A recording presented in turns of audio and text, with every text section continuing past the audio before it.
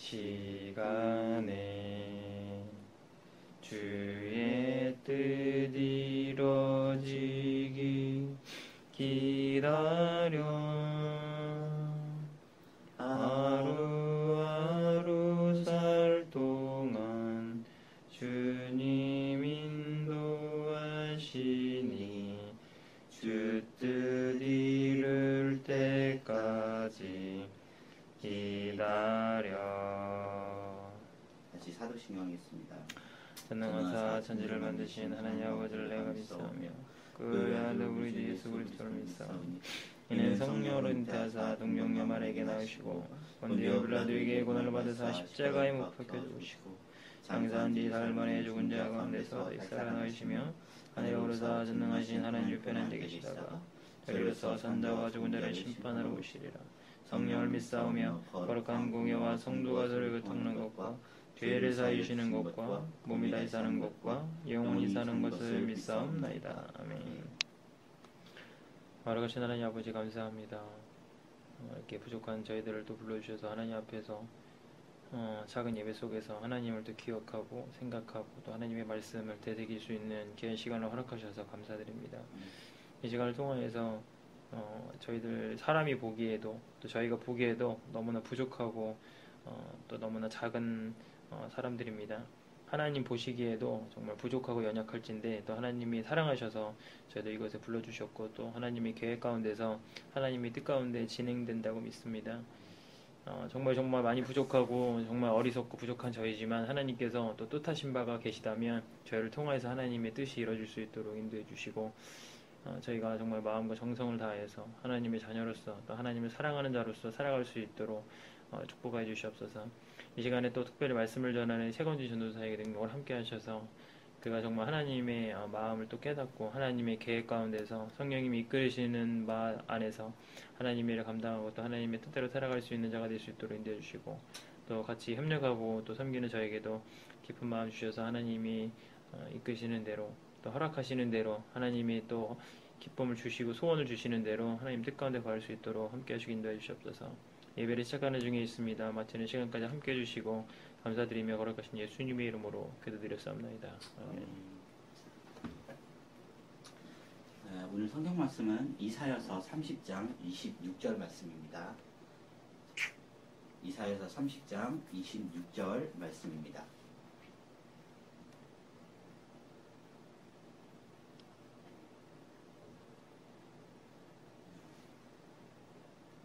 찾으신 30장 26절이요.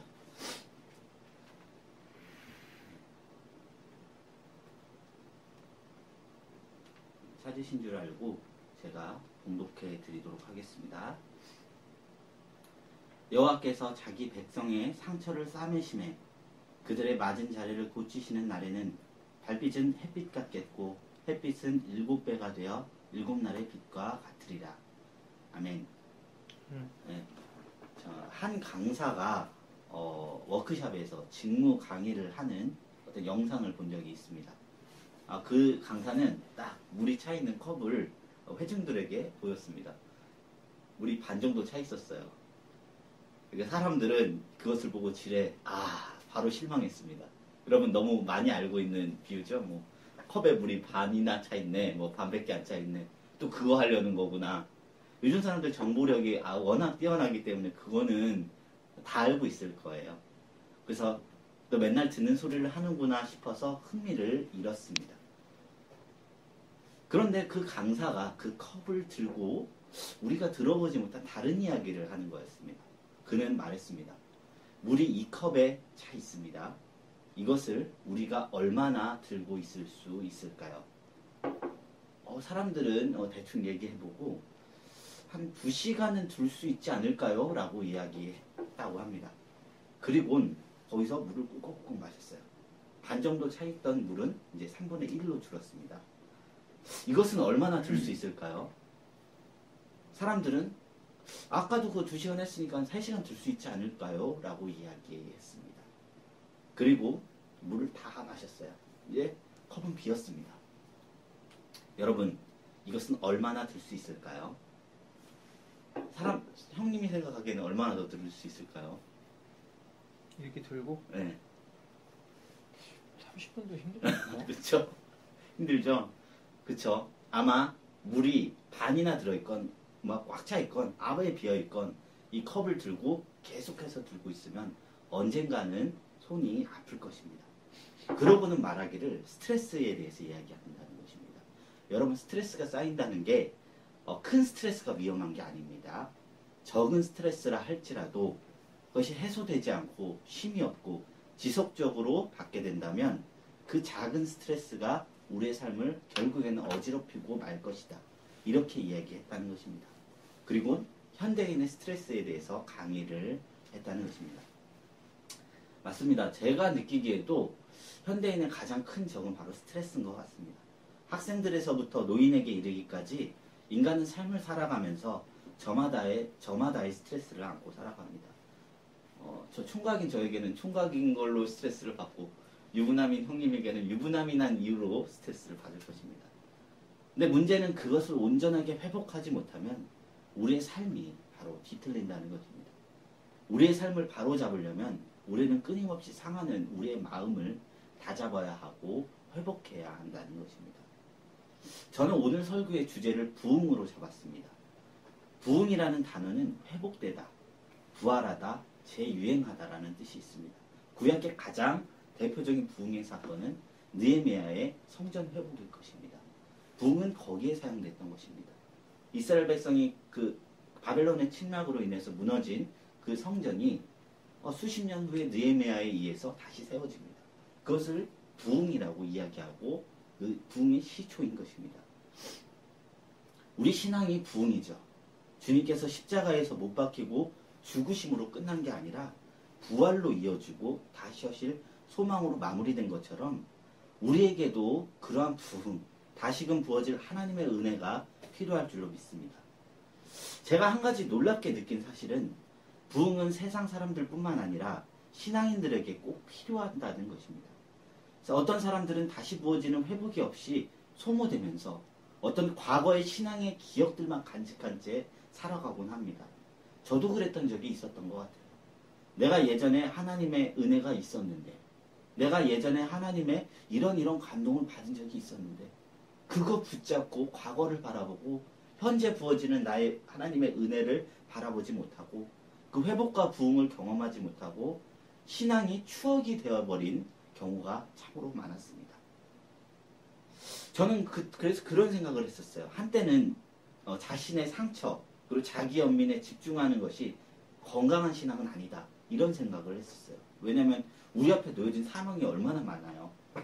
근데 아프고 슬프다고 그것에 집중하면 우리의 표대를 향해서 언제 나아가냐. 이런 생각을 하고 살았었습니다.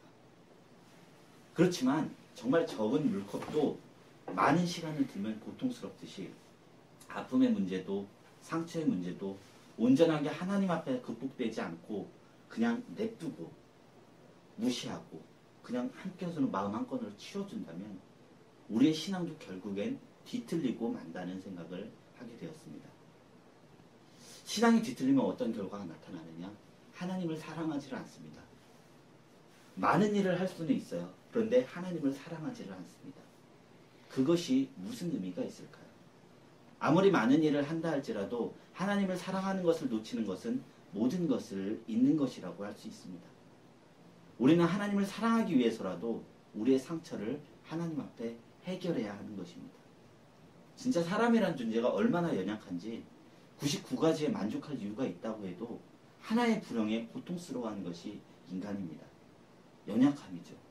그리고 제가 참 이상한 감정을 요즘 느꼈는데 제 친구 중에 정말로 나랑 친한 친구인데 너무 잘 돼요. 근데 그게 너무 배 아픈 거예요. 이게 너무 제가 싫은 거예요. 그 친구를 정말로 잘 되기를 바랬고 그 친구가 정말로 좋은 친구고 성공만한 성품이 있는데 그 친구가 잘 되니까 내가 비루한다는 느낌이 들 때마다 힘들더라고요. 근데 그것이 인간이라는 것입니다. 인간은 자기 가족이 잘 돼도 자신의 불행함에 고통스러워합니다. 그것이 연약함이죠. 그래서 하나님 앞에서 이것을 완전하게 해결하며 나아가지 않으면 우리의 상처가 우리의 신앙을 뒤틀리게 안 된다는 것입니다. 예전에 찬양을 살펴보면 유독 자신의 상처를 고쳐달라는 고백이 참 많았습니다. 근데 요즘에는 그런 곡이 별로 없어요. 근데 예전 찬양을 생각해보면 그래요.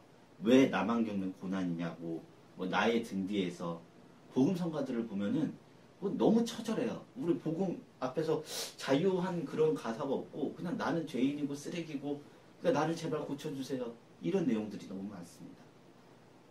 그렇지 그뿐일까요? 찬송가에도 너무나 많이 있습니다. 외로운 짐을 나 홀로 지다 견디다 못해 쓰러질 때 불쌍히 여겨 구원해 주리 우리 예수 구주 예수. 그리고 더 나아가 성경과 시편에도 하나님 앞에 나를 고쳐달라는 고백들이 가득합니다. 시편 6편 2절 내용입니다. 여호와여 내가 수척하였사오니 긍휼히 여기소서. 여호와여 나의 뼈가 떨리오니 나를 고치소서라고 고백합니다. 어떤 분들은 나를 그냥 나의 한을 고쳐달라. 하나님 뭐 거룩하십니다. 영화로우십니다. 이런 찬양이 아니고 나의 한을 고쳐달라는 그 이야기들이 어떻게 찬양이 되며 경배가 될 수 있는지 이렇게 의문점을 내시는 분들도 있지만 성경 속에서도 자신의 아픔을 하나님 앞에 내어놓는 글들이 가득합니다. 그러므로 나의 아픔을 내가 해결하려 하지 아니하고 그분의 치유하심을 인정하는 그 자세 자체가 주님 앞에 나를 낮추는 경배와 찬양이 된다고 이야기할 수 있는 것입니다. 마귀는 할 수 있으면 택하신 자들도 넘어지게 하기 때문에 우리는 하나님의 치유가 없으면 계속해서 신앙생활을 할 수가 없습니다. 삶을 살아가는 과정 가운데서 내가 원하든 원하지 않던 마음속에 스크래치가 생깁니다. 우리가 살고 있는 세상이 죄악에 물들어서 그럴 수도 있고요. 아니면 내 마음속에 죄로 인해서 우리의 마음이 상하기도 합니다. 상함이 무서운 것은 아까도 말씀드렸지만 상한 그 자체보다 그것이 치유되지 않고 지속될 때입니다. 야생세계에선 동물들은 상처 입는다는 것이 곧 죽음을 의미합니다. 왜냐하면 그들을 고칠 수의사들이 없거든요. 그 상처는 세군이 곪아서 많은 시간을 고통스러워하다가 결국 죽음에 이르게 합니다. 마찬가지입니다. 인간들도 의사가 없으면 작은 상처 하나에도 죽을 수가 있습니다. 상처를 치유하지 않으면 곪아서 절단해 버려야 하듯이 영혼의 상함 또한 끊임없이 우리를 공격하며 우리의 영혼을 침체되게 합니다. 잠언 25장 20절 말씀에 이런 말씀이 있습니다. 마음이 상한 자에게 노래하는 것은 추운 날에 옷을 벗음 같고 소다 위에 초를 부은 같으니라 라고 되어 있습니다. 일단 마음이 상하게 되면 나쁜 것을 봐도 당연히 나빠지고 좋은 것을 봐도 부정적이 되므로 점점 깊은 나락으로 빠지게 됩니다. 오직 상함의 치유를 받아야 이 악순환이 끊어진다는 것입니다. 그런데 오늘 말씀에서 분명하게 하나님이 우리를 치료한다고 약속하셨습니다. 근데 그 치료가 이전으로의 회복이냐? 그것이 아닙니다. 더 성장하고 더 나아가는 밑거름이 된다는 것입니다. 달빛이 햇빛 같겠고 햇빛은 7날의 빛과 같으리라. 이 자리에 앉아 계신 우리 모두는 신앙생활을 하며 수없이 그 치유함을 경험하신 분들도 계실 것입니다.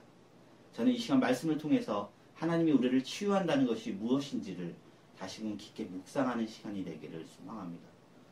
성경에도 상처받은 사람들이 많이 나옵니다. 그것은 일반적인 사람들뿐 아니라 하나님의 사람들이라고 부리는 신앙인들도 마찬가지였습니다. 예레미야서의 예레미야는 사랑하는 조국 멸망이라는 현실과 제적자들의 공격에 너무나 낙심하여 하나님이 마치 속이는 시내와 같다라고 울부짖었습니다. 하나님과 직접 대화했던 사람이 하나님 앞에 당신은 속이는 시내와 같습니다 라고 이야기합니다. 이 속이는 시내라는 표현이 무엇이냐면 이스라엘에는 건기와 우기가 있어요. 근데 건기에는 물이 없다가 우기에는 물이 있다가 그러니까 그런 거 있죠. 요즘 흔히 말하는 뭐 희망 고문, 밀당 이런 거 있죠.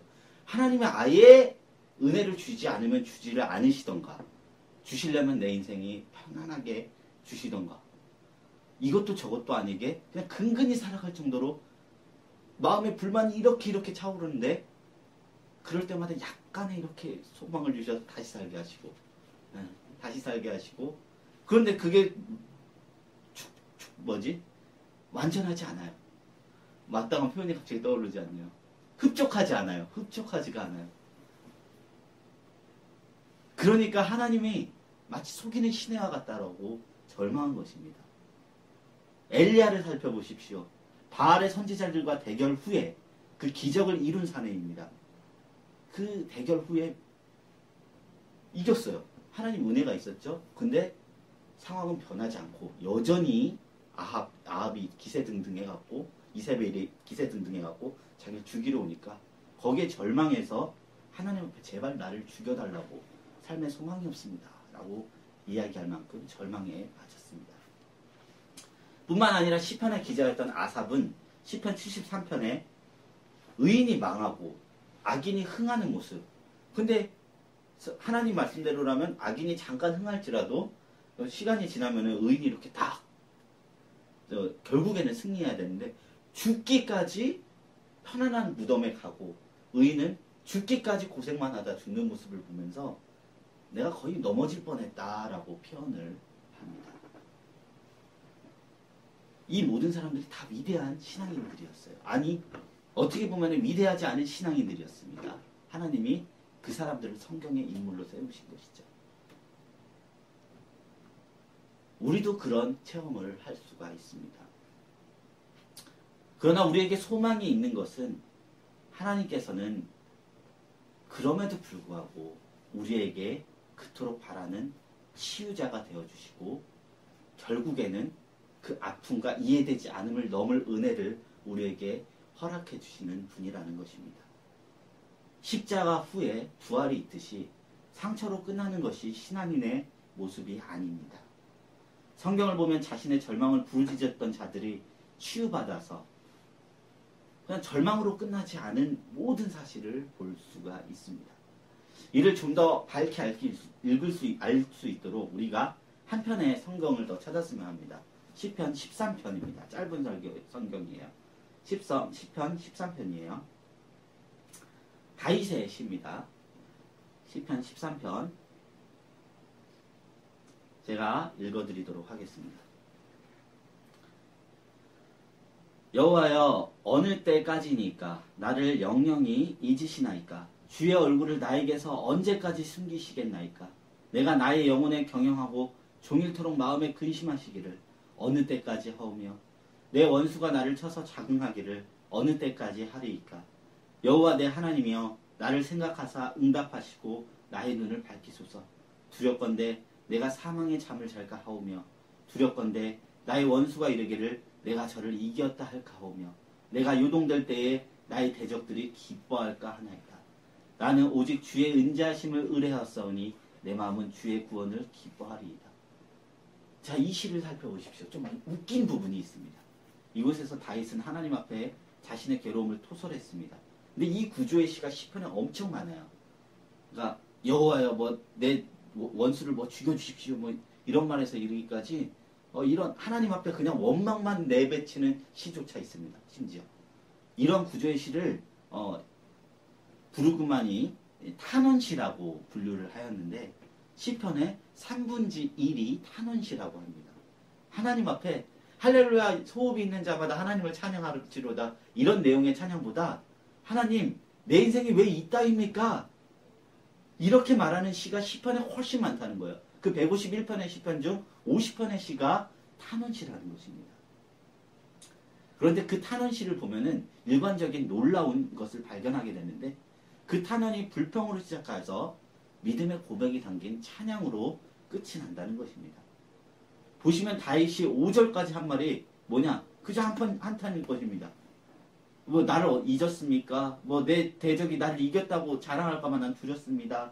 그런데 딱 하나님 찬양하는 거 보면은 항상 이 마지막 부분을 보셔야 합니다. 이 노래의 마지막은 내가 기뻐하리로다. 이렇게 끝이 난다는 것입니다. 여러분 정말 중요한 것은 중간에 웃는 것이 아니라 마지막에 웃는 것이라고 생각됩니다. 제가 아무리 화려한 과거를 가질지라도 불행한 노후를 갖게 되면은 그건 행복한 인생이라 볼 수 없을 것입니다. 차라리 젊어 고생을 하고 후에 안정된 삶을 사는 것이 훨씬 행복한 인생이라고 저는 개인적으로 생각을 합니다. 그런데 하나님은 마지막에 웃게 하시는 분이라는 것입니다. 하나님은 다윗을 진실로 웃게 하셨습니다. 또 가장 유명한 탄원시가 뭐가 있냐면 예수 그리스도가 십자가에서 읊조린 시입니다. 예수님이 십자가에 달려서 했던 십자가상 7원 중에 이런 말이 있습니다. 나의 하나님 어찌하여 나를 버리셨나이까. 엘리 엘리 라마 사박다니라고 얘기했던 부분이 있죠. 근데 그게 뭔지 아세요? 뭐 십자가에서 하나님 나 너무 괴로워요. 나를 버리셨나이까? 이런 내용이 아니라 시편 22편을 인용한 것입니다. 그것도 탄원시예요. 다윗이 하나님 앞에 기도하는 거예요. 나의 하나님 어찌하여 나를 버리시나이까. 근데 그 마지막에 어떻게 끝난 줄 아십니까? 땅의 모든 것이 주를 보며 찬송할 것입니다. 라는 찬송의 고백으로 끝나는 시입니다. 예수님은 십자가 위에서 나의 하나님 어찌하여 나를 버리셨나이까 하나님을 원망한 것이 아니라 십자가 위에서 시편 22편을 읊조리면서 맨 마지막 구절 이 십자가 위에서 땅의 모든 것이 주를 보게 될 것이라는 하나님의 비전을 선포하신 것입니다. 시편의 기자들은 주님 앞에서 토설하는 기도를 통해서 치유를 경험하고 기도가 바뀌는 역사가 일어난 것입니다. 마지막으로 이와 비슷한 예를 하나 소개하고 예를 마치도록 하겠습니다. 하박국서입니다. 하박국서의 시작은 뭐냐면 상한 마음을 가지고 하박국이 하나님 앞에 따지는 걸로 시작합니다. 여호와여 내가 부르짖어도 주께서 듣지 아니하고 이것이 도대체 어느 때까지입니까? 내가 강포로 말미암아 외쳐도 주께서 구원하지를 않습니다. 로 시작되는 시편입니다. 예언서입니다. 그런데 주님 앞에 내어놓은 이 상한 마음이 하박국서의 말미로는 어떻게 끝납니까? 우리가 잘 알고 있는 찬양으로 끝이 납니다. 비록 무화과 나무가 무성치 못하며 포도나무에 열매가 없으며 감람나무에 소출이 없으며 밭에 식물이 없으며 우리의 양이 없으며 외양간에 소가 없을지라도 나는 여호와로 인하여 즐거워하리며 나의 구원의 하나님으로 인하여 기뻐하리로다. 하박국서의 마지막은 아무것도 없어도 구원의 하나님으로 기뻐하겠습니다. 라는 고백으로 마칩니다. 보십시오. 하박국은 자신의 나라에 불의가 가득한 것을 보고 마음이 상했습니다만 이 하나님 앞에 고백한 후에 치유를 받고 인간이 고백할 수 없는 찬양을 하게 되었습니다. 저는 이 찬양을 못할 것 같아요. 왜냐하면 저는 지금 이 모두 청년들이 대부분 겪고 있는 어떤 청년 실업 이런 부분들에서도 고통스러워하는데 하박국이 말하는 그 극단적인 곤핍 앞에 감사할 수 있을까? 근데 한편에 소망이 있는 것은 하나님의 치유를 경험하면 가능하다라는 사실인 것입니다.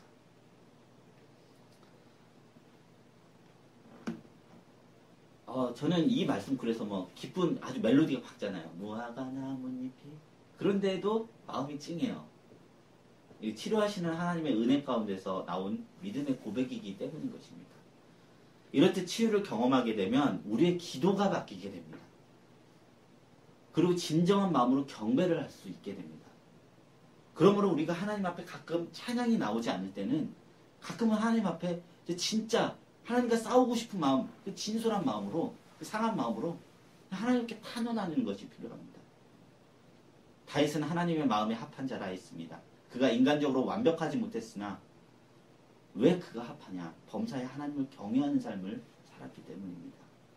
그의 시편에는 왕의 신분에도 불구하고 구구절절히 하나님을 의지하는 시들이 가득합니다. 우리는 이를 보면서 어떤 결론을 내려야 할까요? 신앙인들이 치유를 받기 위해선 어떤 답을 가지고 있어야 할까요?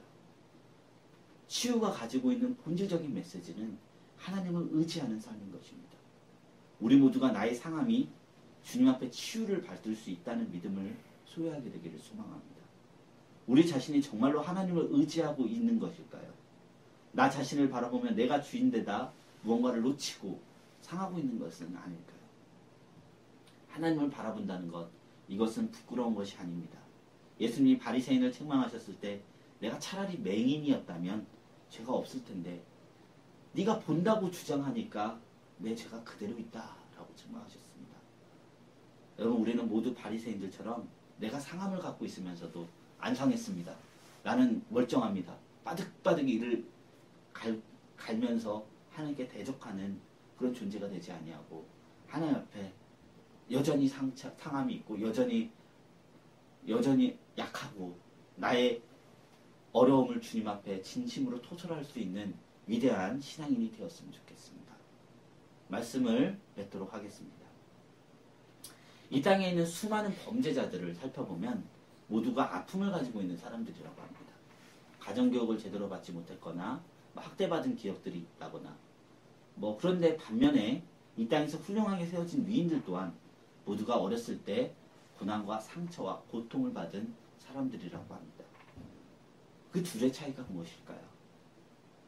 범인들은 그 아픔을 극복하지 못했고 낭망하고 절망하는 삶을 살았고 위인들은 그 아픔 가운데서도 그 아픔을 극복하고 치유받고 더 굳건해진 사람이라는 것입니다.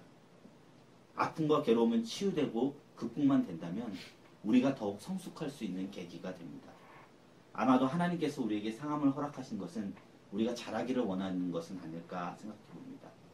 우리는 그와 같이 버려움을 당한 것이 아니라 분명히 하나님의 치유를 경험할 수 있습니다. 위대한 신앙인들도 아팠습니다.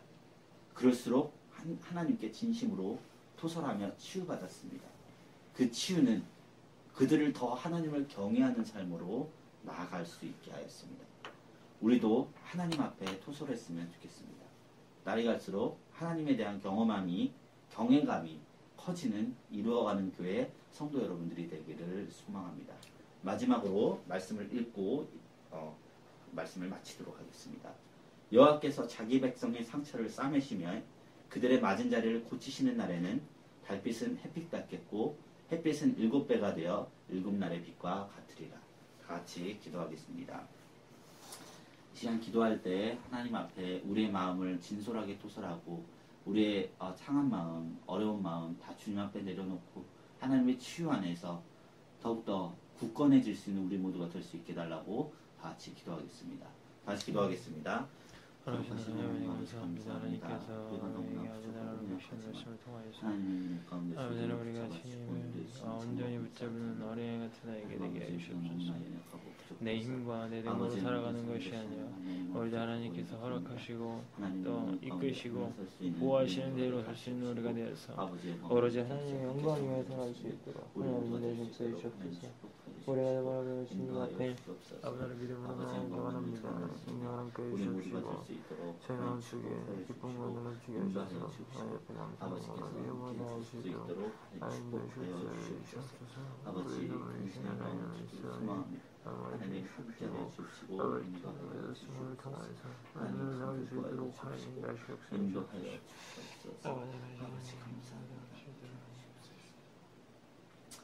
사랑의 하나님 아버지 감사합니다. 오늘도 귀한 날을 우리에게 주시고 아버지 앞에 나와서 예배하게 하시니 감사합니다. 하나님 아버지 우리가 범사에 하나님을 의지하는 삶을 살게 하시고 하나님의 치유하심과 보호하심과 늘 부어주시는 그 은혜 아래서 날마다 이 세상을 살아갈 수 있도록 축복하여 주옵소서. 감사하며 우리 주 예수님 이름으로 기도드렸습니다. 아멘. 하늘에 계시는 아버지 이름이 거룩히 여겨주시오니 나라의 마옵시며 뜻이 하늘에서 이루어지듯이 땅에서 이루어지이다. 오늘 우리에게 일어나 시를 주옵시고 우리가 우리에게 죄진 죄를 사하여 준 것 같이 우리의 죄를 사하여 주옵시고 우리를 시험에 들게 하지 마옵시고 다만 악에서 구하옵소서. 행의 나라와 권세와 영광이